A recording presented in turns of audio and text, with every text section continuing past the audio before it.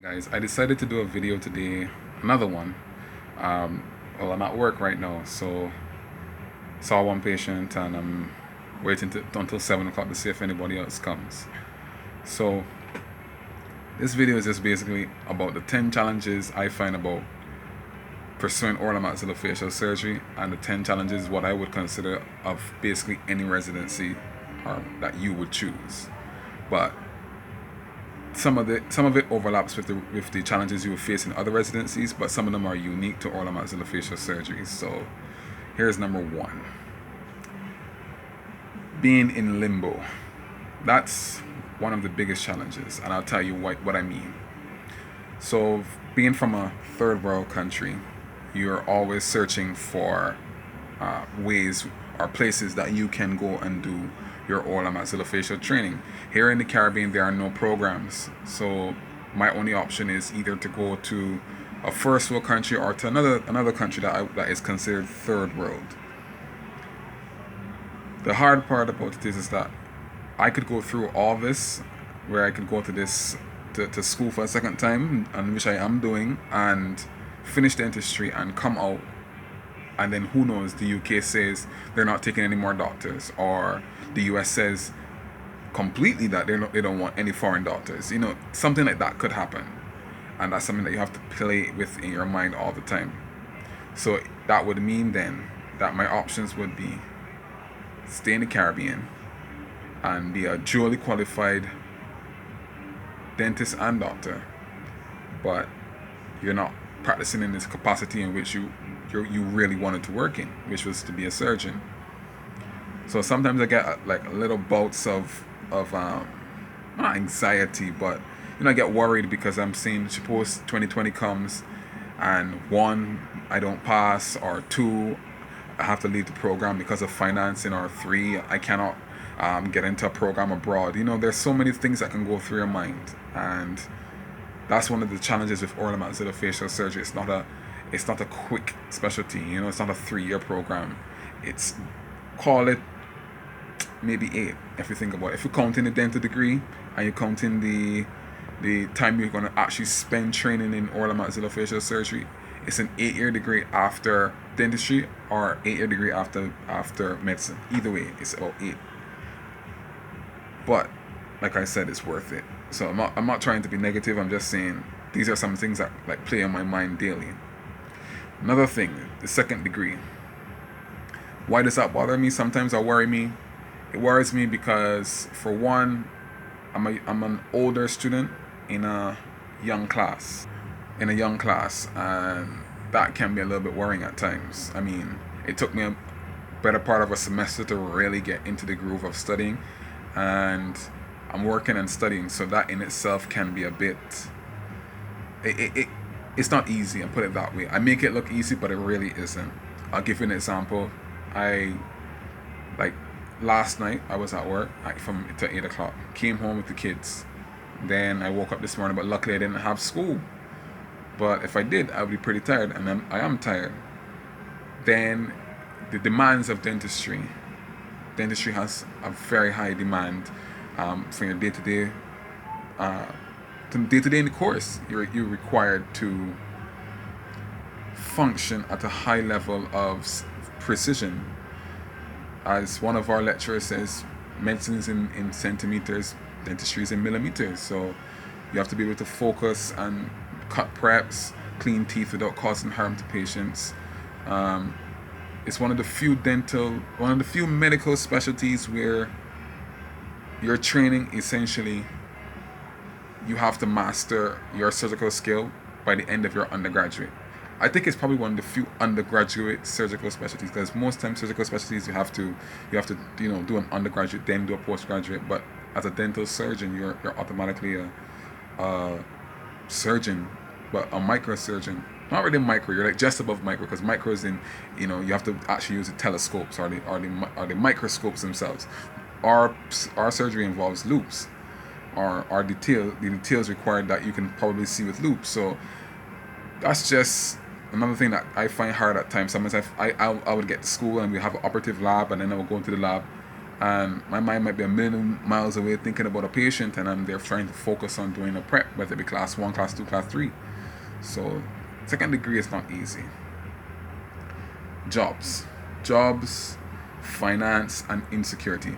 There's nothing worse than being an adult male who did a 5-year degree, and then you literally come out of that, and now you go back to school, and you have such financial insecurity, and you have such stress finding a job that's at night, because you have to find a job where it doesn't conflict with your schooling. School is in the day, so you have no other options but to work at night. And that's why all the time you see me, like I'll advertise my office 5:30 in the night, 5:30 in the night till 6 in the morning. I try to work in the night. I try to work around my daytime school, and on the weekends is the only time I can work in accident and emergency. So that in itself is kind of stressful. But I will say this, since I've been working in accident emergency, I have had a little bit of a load lifted off of me from a financial perspective, because I have a steady salary coming in. So I'm not really I'm not as worried as I was before, but I hit it well, but I was really worried. Family and friends is number 4. Guys, from the perspective of, watching my kids and being with my kids and, spending that quality time, it's probably not so bad with my immediate, like the family that's here with me in Jamaica. Remember, I'm not from Jamaica, I'm from Barbados. So it's not that bad with the kids. I might not be able to like drop them to like little places like, to and from school, because my daughter's school starts at about 8:30, and I have to be out of the house by about 7 to get to school early. So once or twice I've tried to take her to school, but her mom was like, no, that doesn't make sense because you're going to be at school really early. But that's my only option, to drop the kids to school. And then some days I actually leave school half day at lunch, don't eat lunch, and then I go and rush and pick up my daughter and then take her to her granny's, and then I go back to school in that hour break. And that can be a bit stressful, but I enjoy the bonding time that I get, the little half an hour to an hour I get to chat with her while I'm taking her to her grand's house. So, and I also with friends, I'm not the best at keeping up to date with colleagues and stuff, because I try my best to talk to my mom every day. So that's the person I'm in contact with nearly every day, my mom. My sister, my brother, sometimes I'm just like, when was the last time I spoke to them? And then I'm like, oh shoot, and then I have to message them, and they message me too because they're busy too. My sister is a lost, well, she's finished law, but she's going to do her LPC. And then my brother, he's in finance, so a lot of the times it's literally a challenge to get contact with them and to have, to find out what's going on in their life. So because I'm so busy and I've stretched myself so thin, to keep abreast of all of the information that's coming at me is not easy. My 5th thing is keeping abreast in medicine. Now, like I said in my last video, just trying to make sure that your information that you need to function as a really, really competent doctor, that is one thing that I'm struggling now to do, because remember, I have to read dentistry to make sure I try to get good grades, and then I'm reading medicine where I have to make sure that I don't kill anyone. So I have to find time in the little time that I have to do these things. And I'm not saying I'm get A's in dentistry, because I don't know my grades, because I haven't got access to the online grade center, because I haven't paid the full tuition. But I will say this, at least I'm passing so far, so I'm thankful. I failed some stuff, but I've passed a majority of my courses. I don't know about this semester. I'm still waiting on those grades. But I'm trying to read and make sure that I keep abreast, because I don't want to get careless or complacent. I need to make sure that my knowledge is up there. So when I pump out these MRCS quick review videos, it's actually to help both of us, both you and myself. I'm reviewing stuff. Number 6, fatigue. I'm always tired. I don't even know how I don't collapse or something. Like, I literally am always tired. I don't have a solution for this just yet, but I'll figure it out. Yeah, let's just skip that. Number 6. Grades and passing. As I just mentioned, it's hard to make sure you get enough studying in to make sure you do really well in school. But they do it in the UK, and I'll do it myself. I'm trying to do it myself as well too.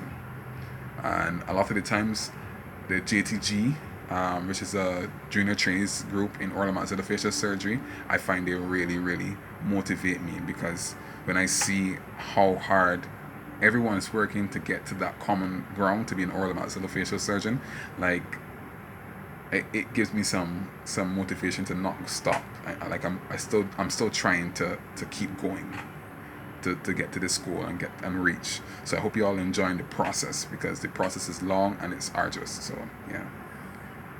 Number 8, keeping focus, not giving up by undertaking other endeavors. So yeah, that's self-explanatory, and I'll just expand it even a little bit more. Perfect example. I want to give myself more options when I'm finished. So I get so worried about being in limbo that I think about other ways that I can get into other programs abroad, whether it be in the US, which is why I was thinking about USMLE, or whether it be in Australia. I was thinking about Australian boards. I was thinking about going to India. I was thinking about going to Hong Kong. But my thing with India and Hong Kong is that the programs are really good, because India has one of the leading plastic surgical hospitals in the world. But the problem is recognition. So you can have the best training, but your degree can't go certain places, and you still have to start back over when you go to another country. So it gets a bit frustrating looking for ways to carry out this training path. Eating is my number 9. I don't eat very well. I've gone vegetarian, where I only eat fish. But I mean, when I say don't eat, well, I mean I skip meals, a lot of meals. And sometimes I'll remember to eat, but then I won't feel like eating, even though I know I haven't eaten for the day. And my body is so accustomed to it that I can function on an empty stomach, which I hate doing. And you know you need it because you're agitated, but at the same time, when you look at the food, you're like, okay, I can wait on it. So you don't even go and eat it quickly. You just see the food there and you shrug your shoulders. So yeah, that's another thing. And fitness. I don't work out that often, no. And mind you, the channel initially was about fitness, oral and maxillofacial surgery, and fun. But yeah, that hasn't been going so well. So all in all, lots of challenges, but I press on. Dental school starts next week. So I am going to just gather a few tools or instruments that I may need for this semester and buckle down. That's about it. I hope this helps to motivate you and let you know that you're not alone in your pursuit of oral and maxillofacial surgery and the stresses that come with it. And please subscribe to my channel and click the bell to see future videos.